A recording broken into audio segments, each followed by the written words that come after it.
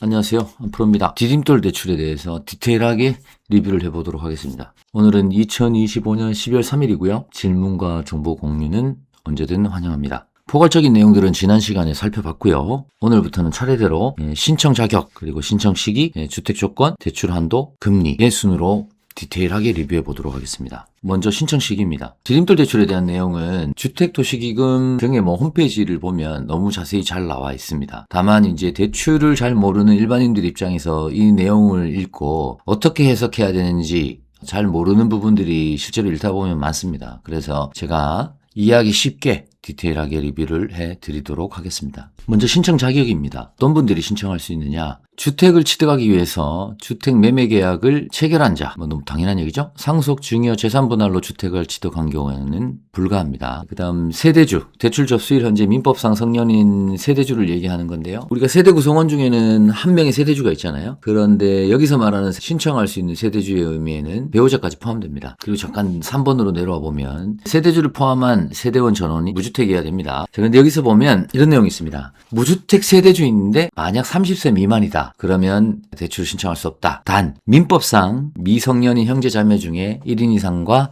동일 세대를 구성하고 있고 주민등록 등본상 부양기간이 계속해서 6개월 이상인 경우가 가능하다. 풀어서 말씀드리면 나는 무주택 세대주이긴 하나 30세 미만인 경우에 등본에 나 혼자 있으면 신청을 할 수는 없지만 내 등본에 내 형제 자매 중에 누가 한 명이라도 있다면 그리고 그 같이 있었는 시간이 6개월 이상이라면 신청이 가능하다는 얘기입니다. 자, 그리고 30세 미만인데 아직 미혼이에요. 이런 사람도 대출을 신청할 수 없지만 직계 존속, 그러니까 나의 부모님이죠. 부모님 중 한 분 이상과 동일 세대를 구성하고 있고 등본상 부양기간, 그러니까 합가한 시간이 6개월 이상이 됐다고 하면 신청할 수 있다. 당연히 부모님 앞으로도 집이 없어야 되겠죠. 세대주를 포함한 세대주 전원이 무주택인 자. 이 범위가 어디까지냐면요. 나와 나의 배우자, 그리고 나와 나의 배우자의 등본에 있는 직계 존비속까지 포함합니다. 세대주의 의미가 그렇습니다. 그런데 이제 나와 나의 배우자가 따로 떨어져 있는 경우도 있을 수 있잖아요.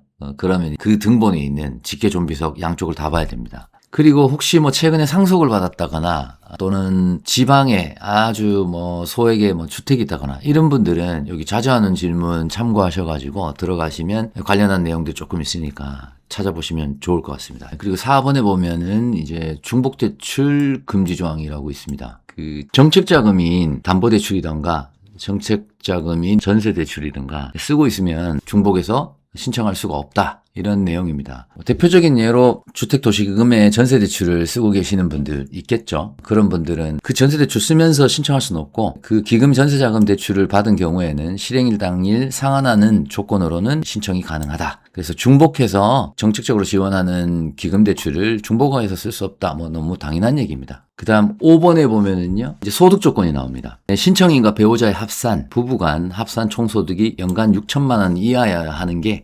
기본입니다. 그래서 이걸 넘어가면 신청이 안 되는데, 예를 들면 생애 최초 주택 구입자나 다자녀 가구, 이자녀 가구, 여기서 말하는 다자녀는 3자녀인데요. 이런 거 이제 구분할 필요 없이 요즘은 이제 2자녀 이상으로 다 바뀌었습니다. 그래서 생애 최초 주택 구입자라든가 자녀가 2명 이상이 있는 가구는 연간 부부 합산 소득이 7천만 원까지도 신청이 가능합니다. 그리고 신혼가구는 연간 8,500만 원 이하도 신청이 가능합니다. 여기서 신혼가구는요, 혼인신고하고 나서 7년 이내 신혼가구를 얘기합니다. 7년이면 사실 이미 신혼이 아닐 것 같긴 한데, 어쨌든 구분상으로는 혼인신고 후에 7년까지를 신혼가구로 봅니다. 그리고 결혼 예정인 자도 1개월 이내 결혼하는 것을 입증하면 신혼가구로서 신청이 가능하고요. 그리고 3개월 이내 혼인신고까지 완료해야 되는 조건입니다. 자, 그러면은 소득 입증에 관련된 부분이 있네요. 근로소득자는 건강보험 자격득실 확인서라고 되어 있는데 재직증명서를 하지 않고요. 건강보험 자격득실 확인서를 하는 이유는 재직증명서는 만들면 되는 거라 직장인 확인이 명확한 건강보험 자격득실 확인서를 하는 거고요. 이 사업소득자는 사업자 등록증이 당연히 있어야 되고 이런 서류 확인을 통해서 현재 재직 중인 직장 또는 현재 영위 중인 사업을 기준으로 소득을 산정하게 됩니다. 자, 자산 기준도 있습니다. 이거는 뭐냐면 2025년 기준 4.88억인데 내년 또 늘어날 수도 있고 변할 수도 있습니다만 어쨌든 내가 가지고 있는 현금 자산, 부동산 뭐 등등의 여러 가지 자산이 있을 수 있죠. 그런 자산이 계산해서 4.88억을 넘어간다면 신청할 수가 없습니다. 이거 관련해서는 자산이 좀 충분히 있다고 생각되시는 분은 요 클릭해서 들어가시면 내용을 또 디테일하게 보실 수 있으니까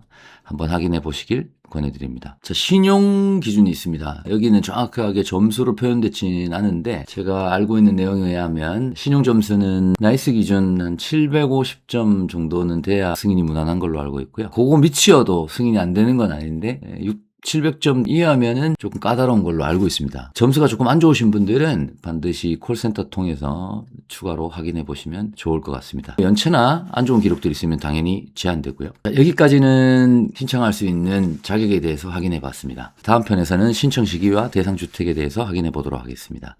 네, 감사합니다. 안프로였습니다.